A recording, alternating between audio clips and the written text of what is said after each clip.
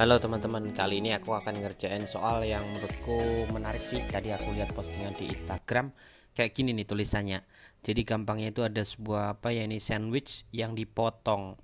Di sini ditambah kata-kata katanya kalau kita itu motong sandwichnya secara diagonal, katanya sih akan dapat yang lebih banyak dibandingkan vertikal. Tapi aku akan ngelihatnya secara matematik ya. Coba kita lihat.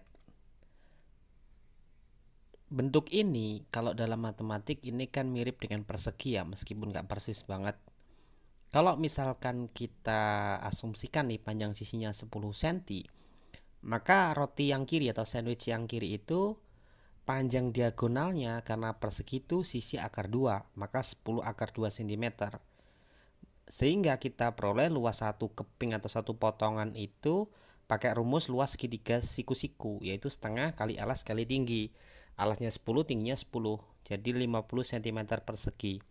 Sementara itu yang kanan, kalau kita potong secara vertikal, maka luas satu kepingnya sama aja dengan luas persegi panjang, tapi panjangnya atau lebarnya itu separuh dari panjang semula. Jadi kita hitung menjadi 5 kali 10.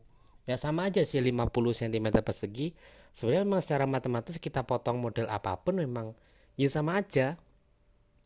Tapi kalau kita teliti lebih dalam, ternyata panjang garis potongan ini nggak sama loh. Ternyata panjang garis potongan diagonal itu kan 10 akar 2, itu kira-kira 14, sekian. Itu akan lebih panjang loh dibandingkan potongan garis vertikal yang cuma 10 cm. Artinya apa? Potongan yang terbuang itu lebih banyak ketika kita motong secara diagonal. Jadi kalau menurut perhitunganku itu malah lebih untung kita motong secara vertikal atau horizontal dibanding motong diagonal. Karena bekas potongannya akan jauh lebih lebih banyak gitu.